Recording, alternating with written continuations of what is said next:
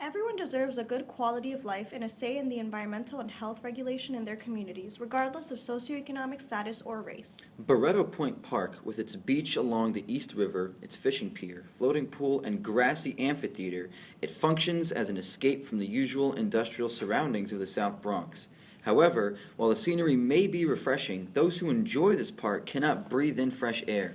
Instead, they must breathe noxious air riddled with diesel truck fumes from waste haulers as well as other waste industry toxins. Which is why we're here to talk about how the staggering rates of pollution in the South Bronx is actually a part of a bigger social reality in the United States: environmental racism. Environmental racism takes place when companies, lawmakers, and law enforcers collectively ignore the health concerns of minority and lower-income communities.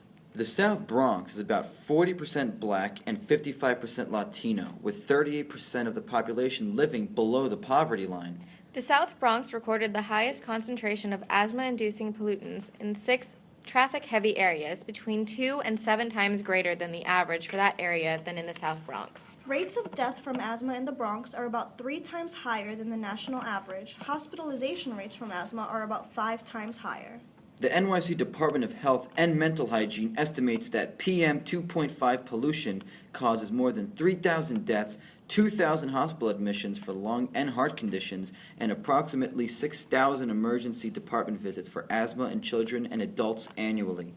Both housing discrimination and lack of financial means prevent minorities from moving out of their polluted environments. People of color are underrepresented in all levels of government and on the boards of companies who make environmentally detrimental decisions.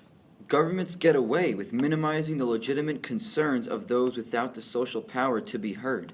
The Environmental Protection Agency has never formally acknowledged a case of environmental discrimination. But companies who violate environmental protection laws are less likely to be penalized within minority communities than in areas with predominantly white populations. The government is allowing big business to kill our neighbors, our friends, and our country. The current plan to clean New York City's air fails to properly address the environmental imbalance and injustice currently faced by certain lower economic districts like in the South Bronx. The health and air quality of predominantly blue-collar residential neighborhoods frequented by the drivers are evidence of the need for greater changes to the current plan. The fight for environmental justice and clean air is far from over. With direct action and perseverance, we can do something about it today. If you want to do something to help, contact the U.S. Department of Transportation, Borough Commissioner Nivardo Lopez, Mayor Bill de Blasio, or contact Commissioner Polly Trottenberg of the New York City Department of Transportation.